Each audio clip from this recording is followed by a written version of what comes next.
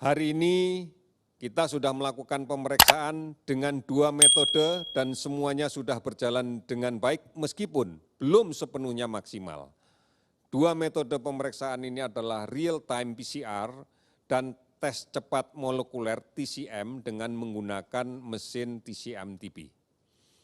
Sudah 173.690 spesimen yang kita periksa. Di antaranya pemeriksaan menggunakan TCM sudah 719 spesimen. Dan kami sudah membagikan cartridge untuk pemeriksaan TCM ini dari kemarin, dari 2 hari yang lalu, ke 30 provinsi, ke 64 RSUD.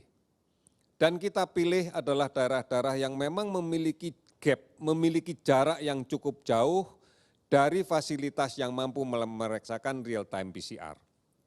Di antaranya kami berikan ke Kabupaten Yapen, ke Nabire, ke Timika, ke Mimika, ke Merauke, ke Nias, dan seterusnya.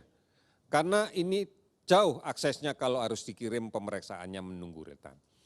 Oleh karena itu, kemudian inilah yang kita gunakan.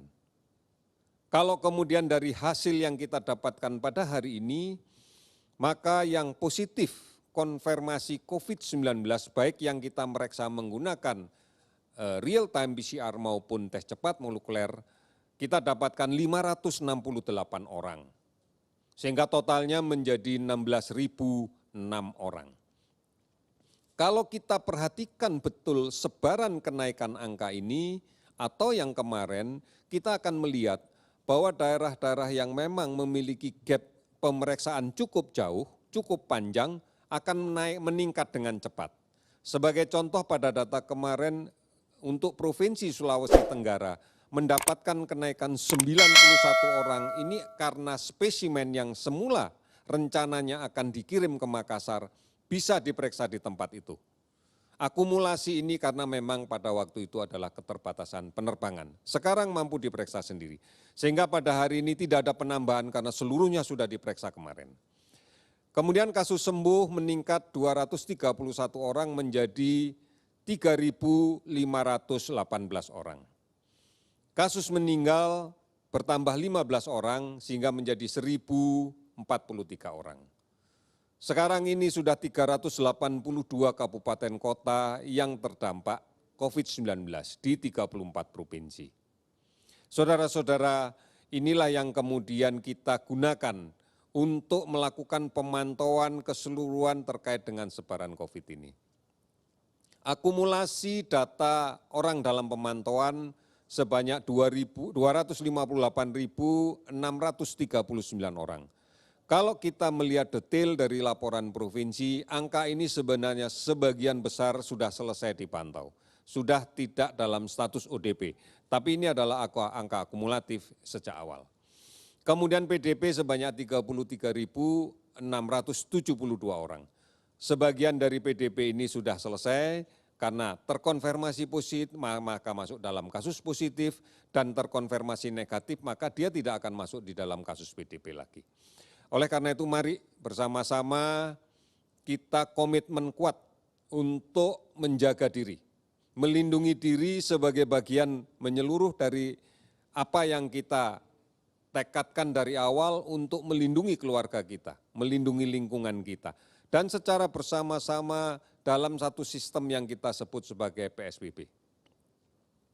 Oleh karena itu, cuci tangan, pakai sabun, air mengalir minimal 20 detik, ini menjadi pilihan yang terbaik.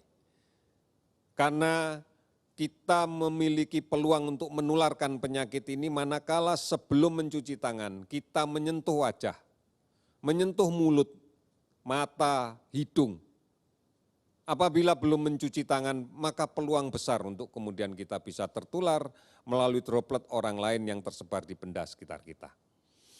Saudara-saudara, yang kedua adalah gunakanlah masker.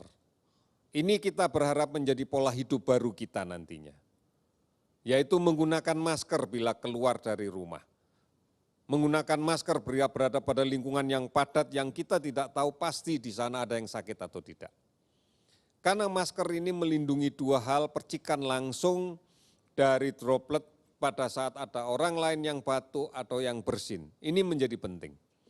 Dan di samping itu juga menjadi etika kita manakala kita yang sakit, pada saat kita batuk, pada saat kita bersin, maka kita akan terlindung dengan menggunakan masker dan tidak mencemari ke tempat sekitar kita.